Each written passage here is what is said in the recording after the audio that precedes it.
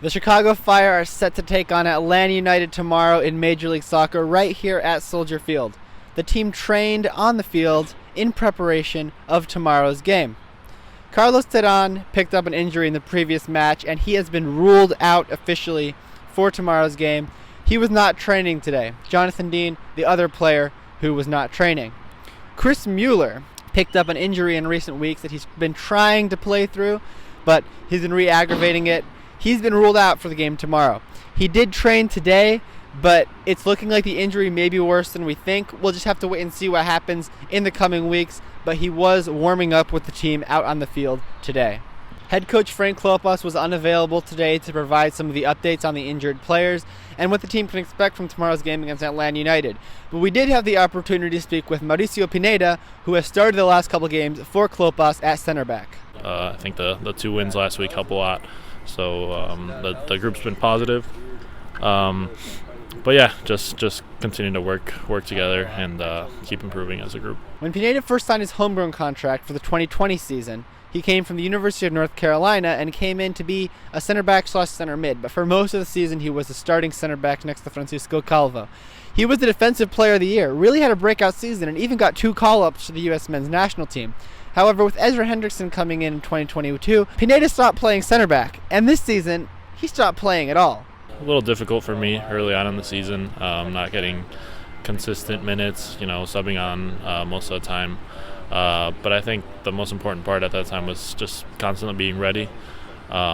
It's hard when you go through so many games and tell yourself you just have to be ready for your opportunity, but in this case, that's exactly how it went. So I'm glad I worked through that and tried to stay as ready as I can for whenever my chance came, and right now I'm trying to make the most of it. Some injuries in the last couple of weeks for Carlos Terán and Rafa Chijos have certainly played a part, but Mauricio Pineda has now earned a starting spot in the starting lineup at center back, a position that may be a little bit more difficult, but it suits him better. I must admit it has been difficult to go back to center back from playing center mid for the past year and a half, like you said.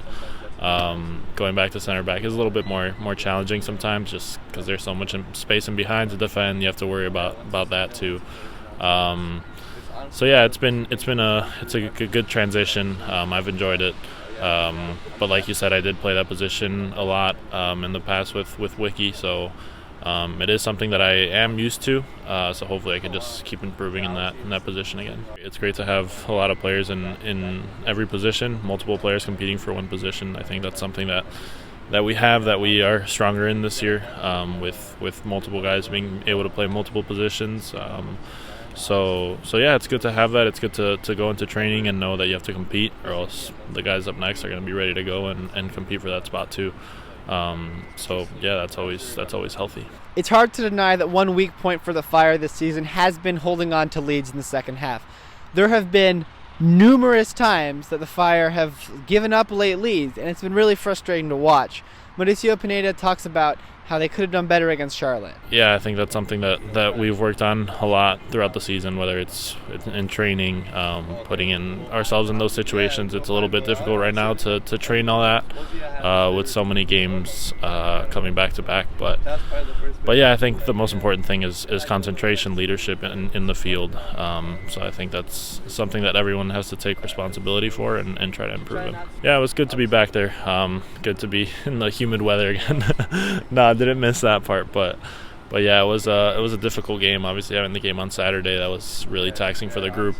Flying out there and playing in that weather and the turf, everything. But we did pretty well, I think, in the first half, like you said. But yeah, in the second half, they obviously got a goal pretty early in the second half. I thought we could have responded to that a little bit better, maybe, but then we kind of lost the momentum, and they were able to get the second one later in the game. And now gearing up towards Atlanta. Atlanta recently snapped a 4-game losing streak with a huge win over Colorado Rapids during the midweek. This is a really, really big game for them if they want to get back to their potential, led by World Cup winner Thiago Almada. I'm expecting a good game, a fun game. Our fans have been great throughout the whole season, so should be a good game against Atlanta, a good team, but we're excited for it and we're ready. The most important thing for us is just taking it day by day, game by game. Right now our focus is on Saturday, and then after that we'll focus on every game individually and prepare for it. I think away or home, of course home we want to win every game, but away and home we want to win every game. So just prepare for every game individually and attack it in the best way we can. Kickoff on Saturday will be at 7:30 p.m. Make sure you're there early. It is kids' night, so there are some cool prizes for kids if you get there early as well. But other than that, thanks for watching this video. I've been Alex Calabrese, and this has been Men in Red 97.